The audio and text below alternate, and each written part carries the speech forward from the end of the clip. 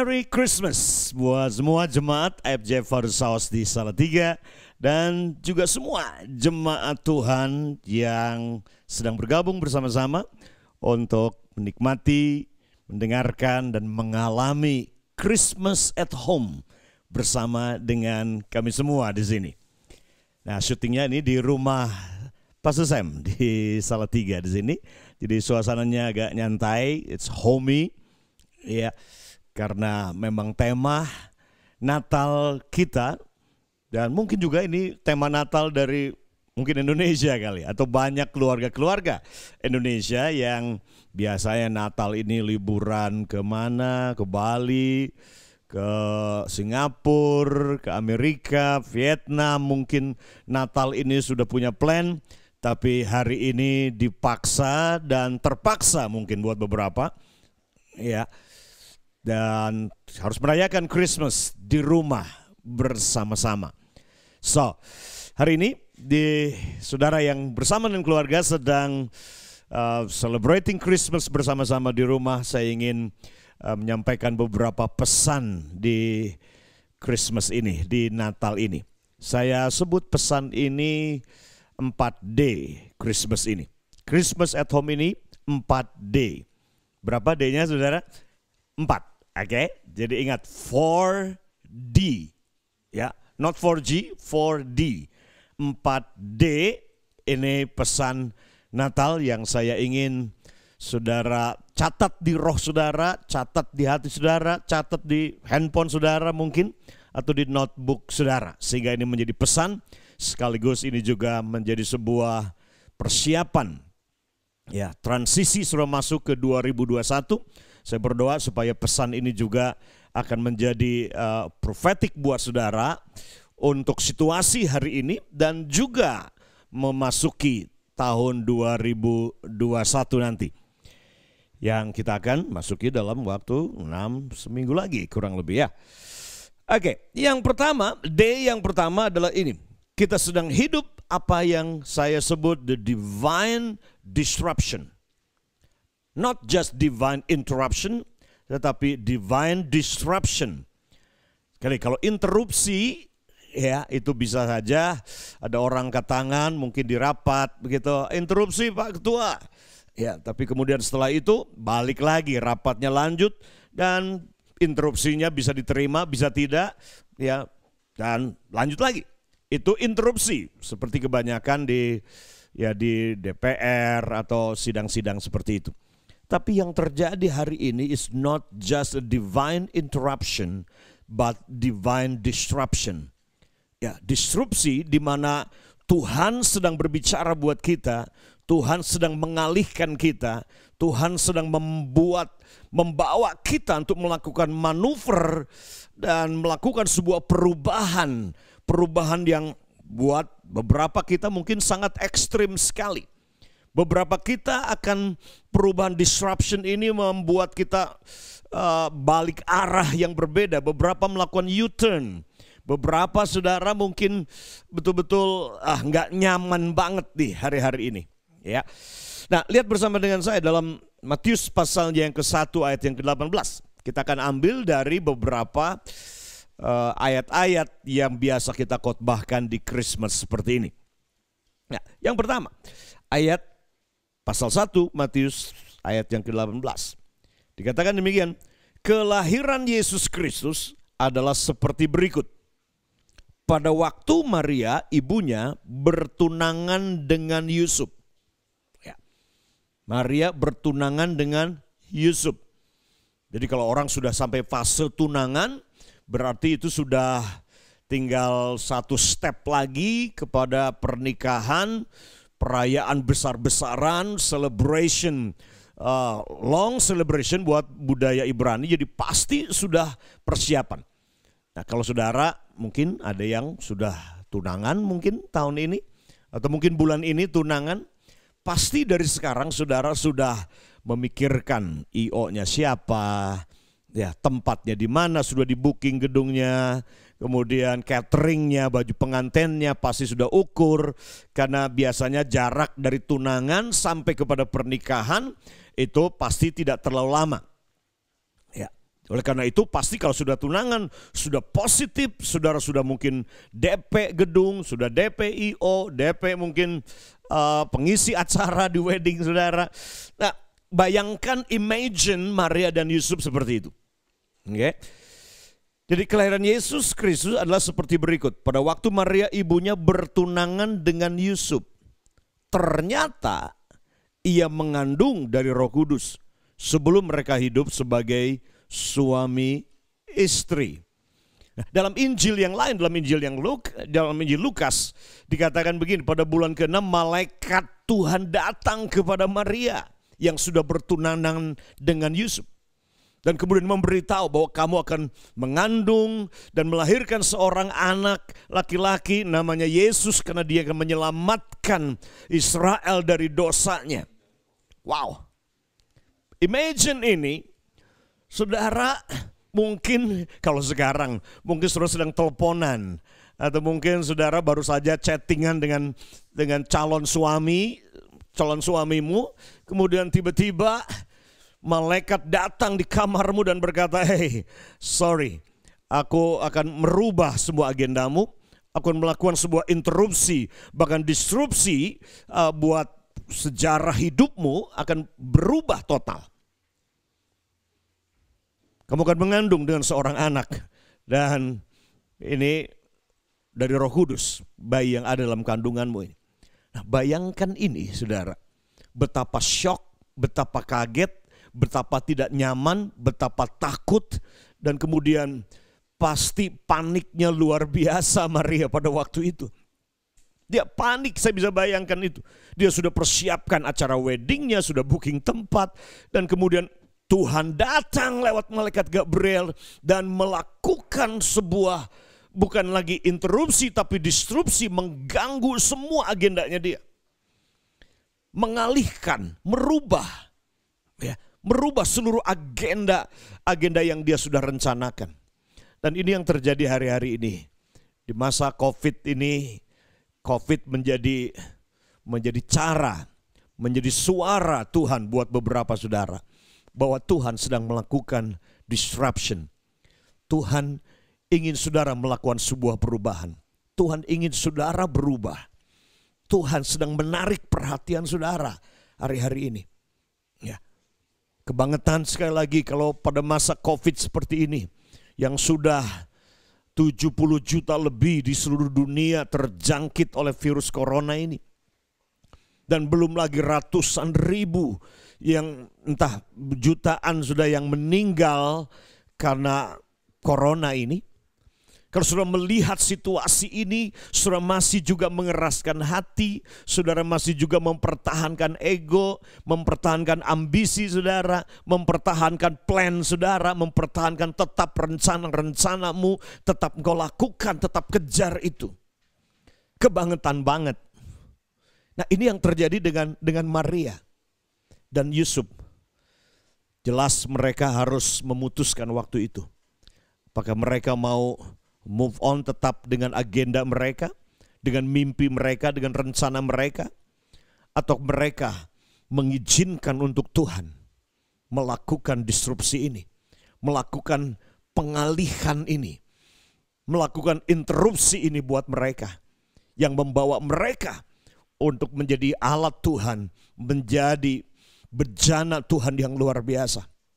Karena Tuhan mau pakai rahimnya Maria untuk melahirkan sebuah generasi baru yang akan menjadi penyelamat bagi dunia ini.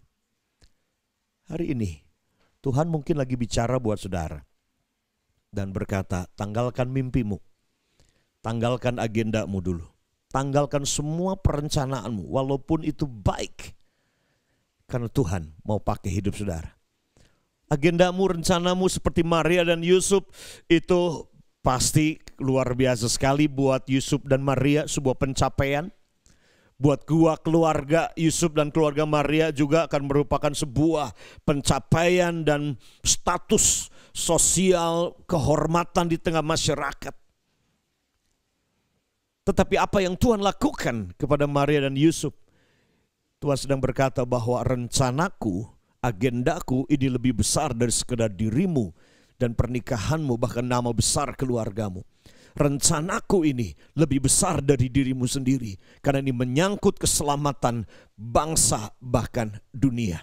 Aku mau pakai hidupmu, aku mau pakai rahimmu untuk melahirkan generasi yang baru, melahirkan destiny bagi seluruh dunia. Lewat COVID ini, kalau kita bisa dengarkan Tuhan bicara buat kita, kalau kita membuka hati, merendahkan hati kita dan tanggalkan semuanya, saya yakin dan percaya kita bisa dengar Tuhan bicara buat kita.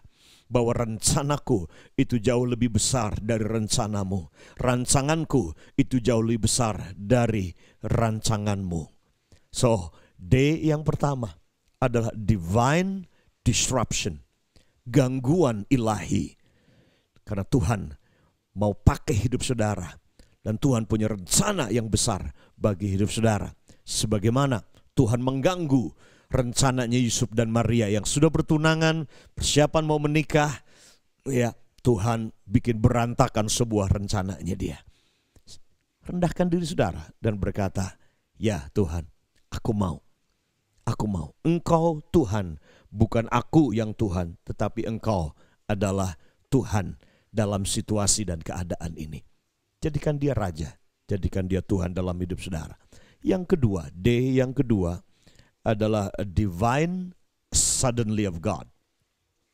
Divine suddenly of God. Ya, tiba-tibanya Tuhan. Nah, coba kita lihat baca ayatnya, saudara, bersama dalam Lukas pasalnya yang kedua. Lukas pasalnya yang kedua. Mulai ayat yang ke-8. Lukas pasal yang kedua ayat yang ke-8. Dikatakan di sini, di daerah itu ada gembala-gembala yang tinggal di padang menjaga kawanan ternak mereka pada waktu malam.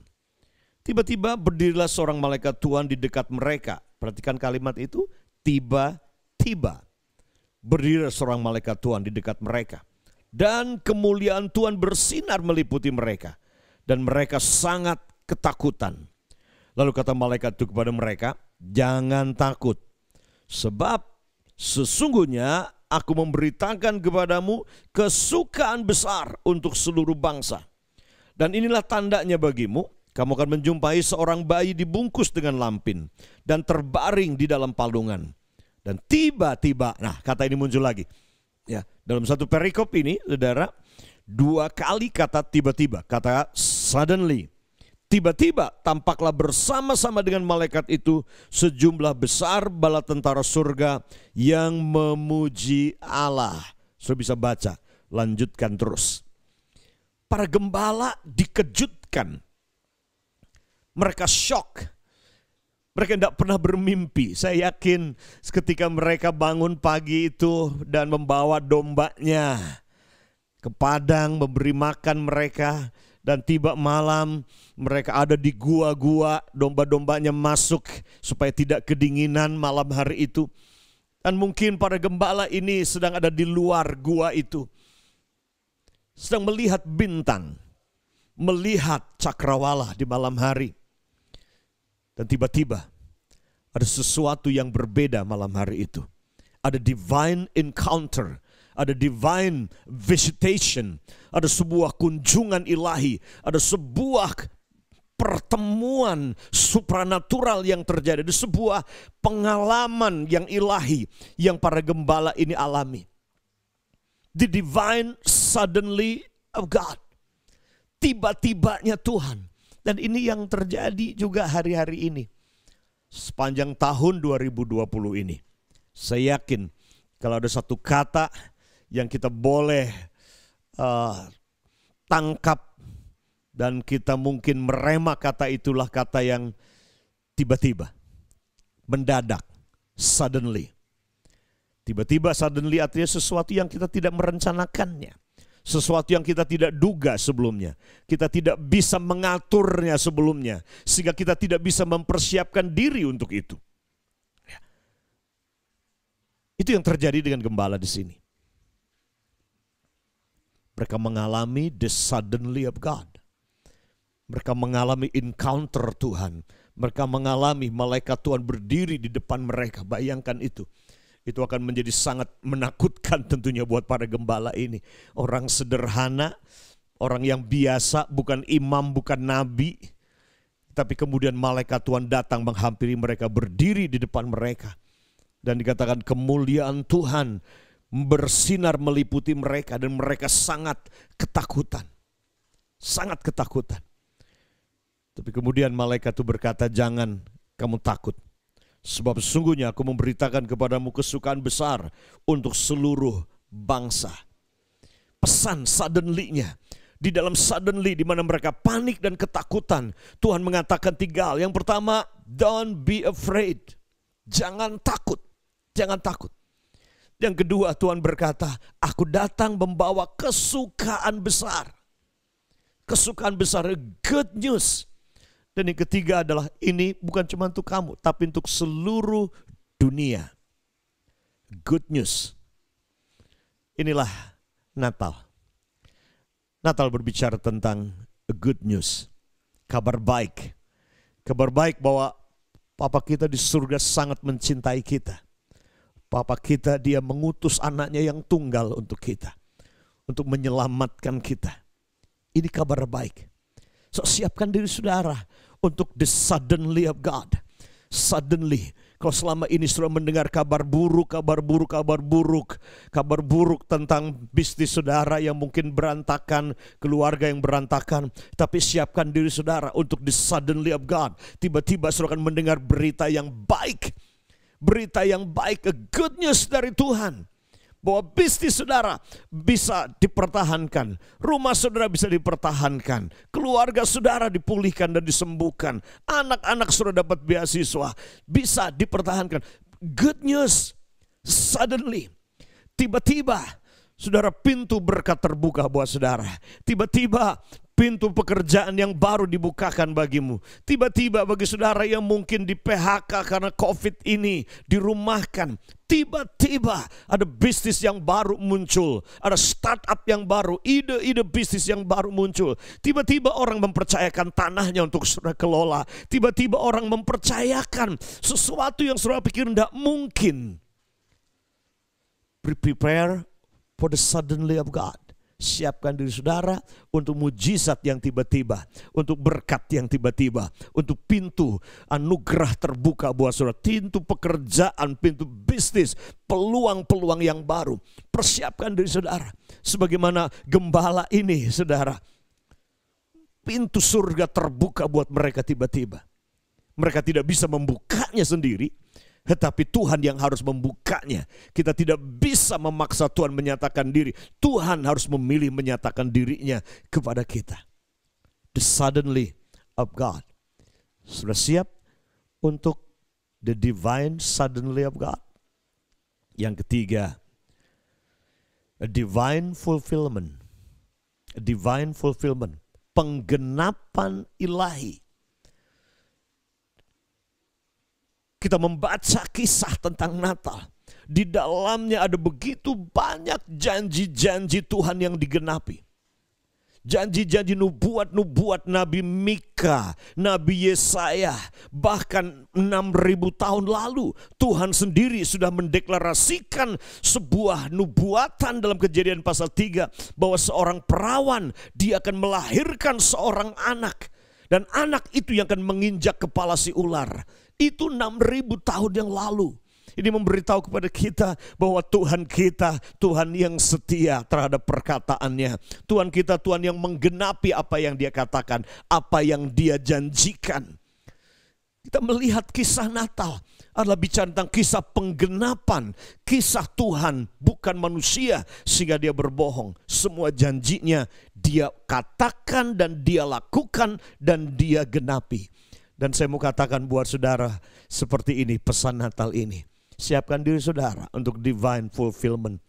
Miliki iman dan percaya bahwa semua janji Tuhan mengenai saudara, keluargamu, masa depanmu dan anak-anakmu, bahkan bisnismu, Tuhan akan lakukan dan Tuhan akan genapi.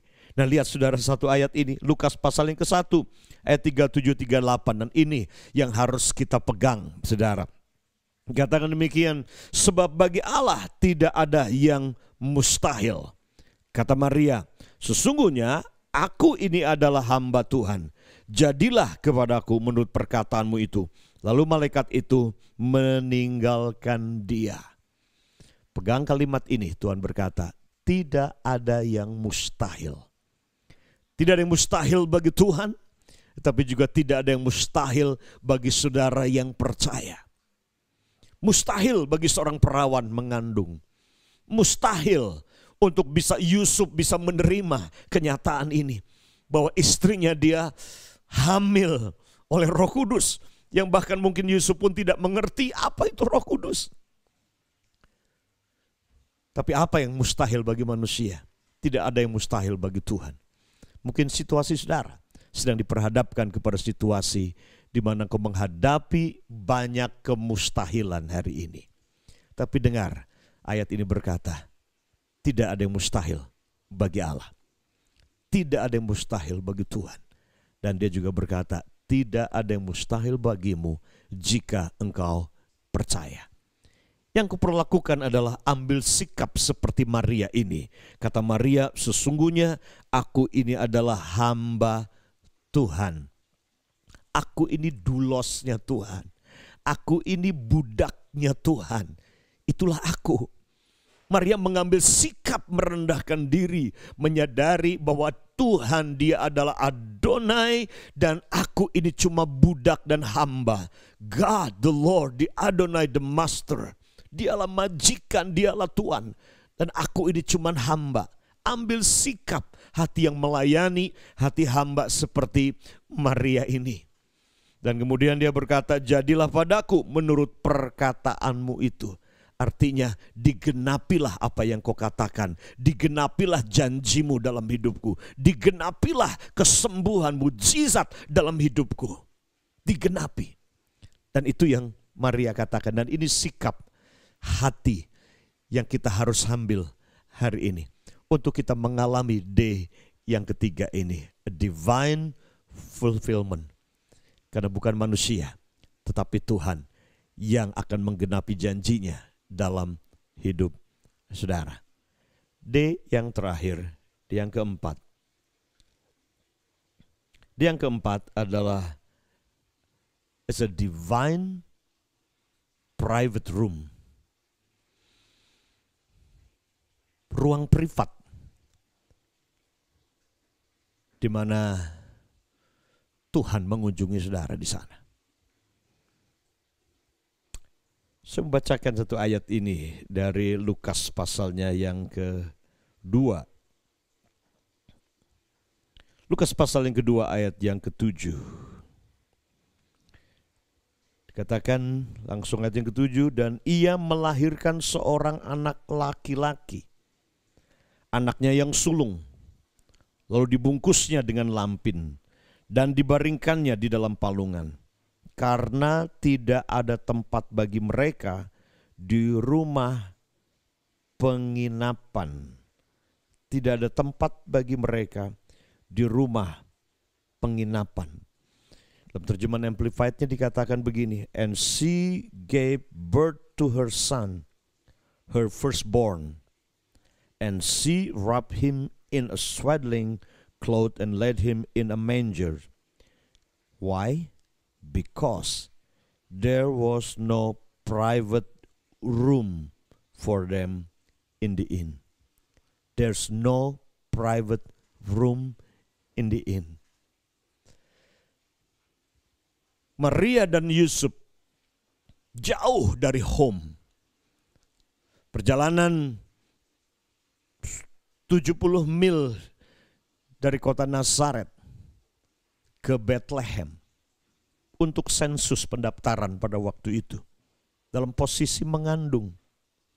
Home buat Maria dan Yusuf adalah Nazaret, kota kecil yang terlupakan. Kota kecil yang penduduknya cuma 100-an orang. Sehingga Nathanael dia berkata, adakah sesuatu yang baik muncul dari kota Nazaret itu? Sehingga mereka tidak mempercayai nubuatan. Nubuatan para nabi.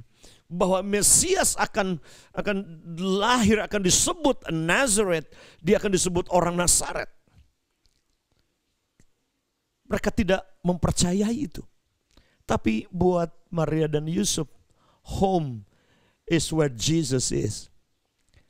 Home itu adalah tempat di mana dia bersama dengan Yusuf dan bayi dalam kandungannya itu bersama dengan dia.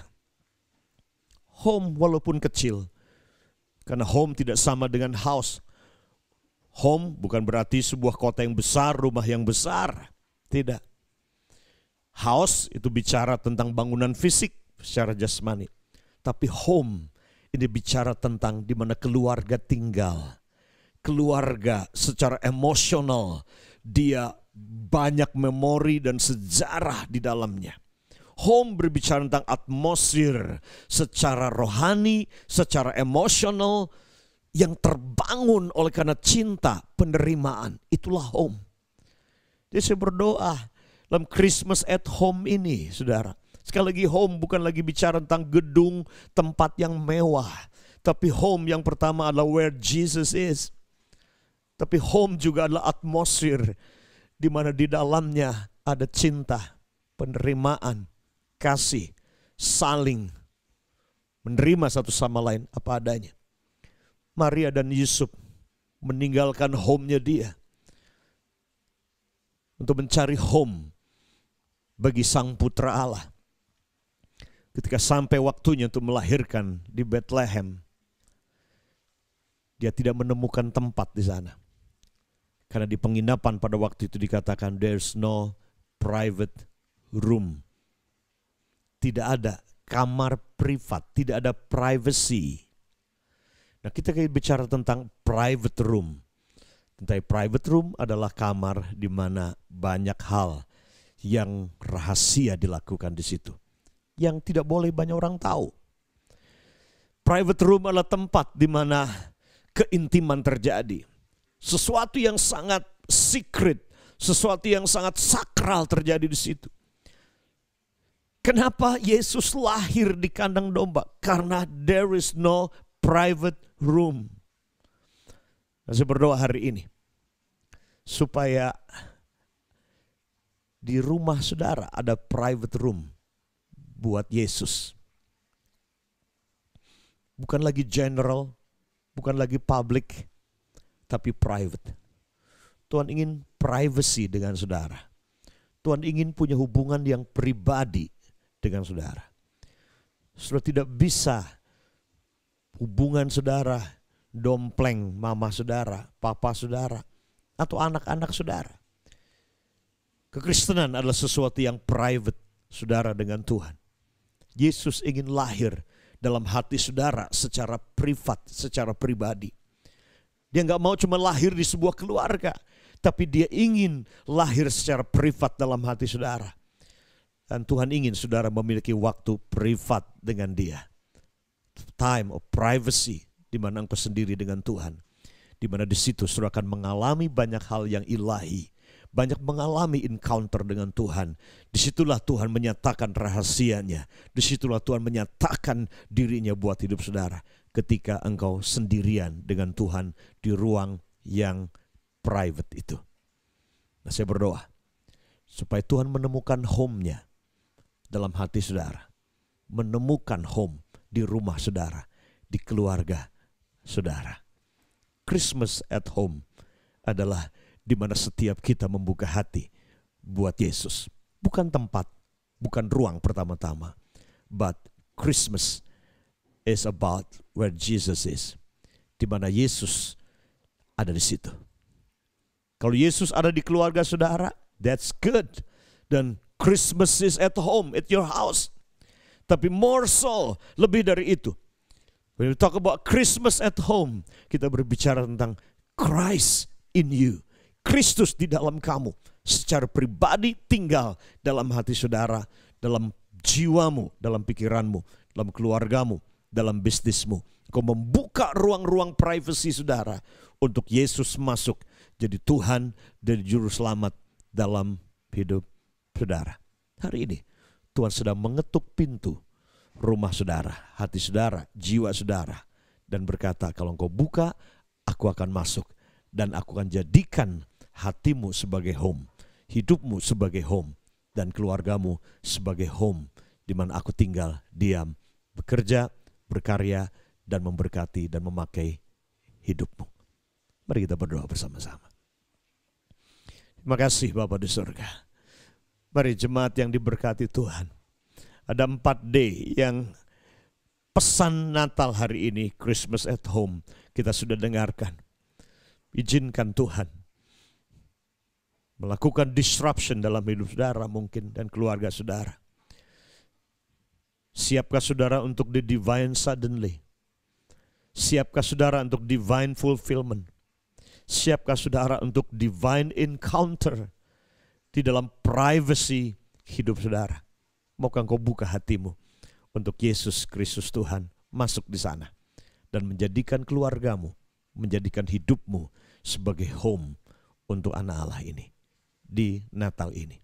Buka hati saudara untuk dia hari ini dan berkata, mari masuk Tuhan. You're welcome in this house. You're welcome. Engkau disambut, engkau welcome di sini. Dalam keluargaku, dalam bisnisku, dalam hidupku, dalam hati dan pikiran dan jiwaku. Terima kasih Bapa di surga. Terima kasih. Kami bersyukur Tuhan buat pesan 4D hari ini Tuhan, untuk Christmas at Home ini. Hamba berdoa Tuhan. Hamba berdoa supaya kami siap Tuhan. Siap untuk the divine suddenly. Untuk divine fulfillment, janji-janjimu digenapi. Untuk divine disruption and interruption Tuhan. Tapi lebih dari itu Tuhan, kami siap untuk divine encounter dalam private room kami Tuhan. Engkau harus lahir di kandang yang kotor karena enggak ada private room. Dan kami mau Tuhan, kalau waktu itu enggak ada private room untukmu, tapi hari ini Tuhan Yesus, Engkau punya private room, yaitu hati kami, hidup kami, keluarga kami. Terima kasih, kami bersyukur kepadamu Tuhan. Terima kasih, genapi seluruh janjimu buat kehidupan kami semua di Christmas ini. Terima kasih Bapa. Terima kasih. Kami bersyukur dalam nama Tuhan Yesus. Amin. Baik, saudara yang diberkati oleh Tuhan. Again, Merry Christmas buat saudara. Dan enjoy Christ. Nikmati Kristus di keluarga saudara, di rumah saudara. Dan jangan cuma untuk saudara, bagikan Kristus, bawa Kristus ke tetangga-tetangga saudara di musim ini. God bless you. Tuhan memberkati. Baik, saudara jemaat yang diberkati Tuhan, sekali lagi Merry Christmas. Saya percaya sudah diberkati dengan pesan yang sudah disampaikan. Catat 4D itu dalam roh saudara, dengar lagi, diskusikan, imani, dan ucapkan apa yang Tuhan katakan. Mari kita akan terima doa berkat saat ini. Mari berdiri bersama-sama dengan keluarga saudara dan bersyukur untuk berkat yang Tuhan mau lepaskan dan berikan buat kita semuanya. Kasih-kasih Tuhan, jemaat Father Saus yang diberkati oleh Tuhan. Terimalah saat ini anugerah damai sejahtera dari Bapa di surga. Kasih Tuhan Yesus yang kekal, yang Dia nyatakan lewat mengutus anaknya bagi kita hari ini. Kuasa Roh Kudus dalam segala kemuliaan kuasa dan karunia dan pengurapannya, mengurapimu, memakai hidupmu mulai hari ini sampai selama-lamanya.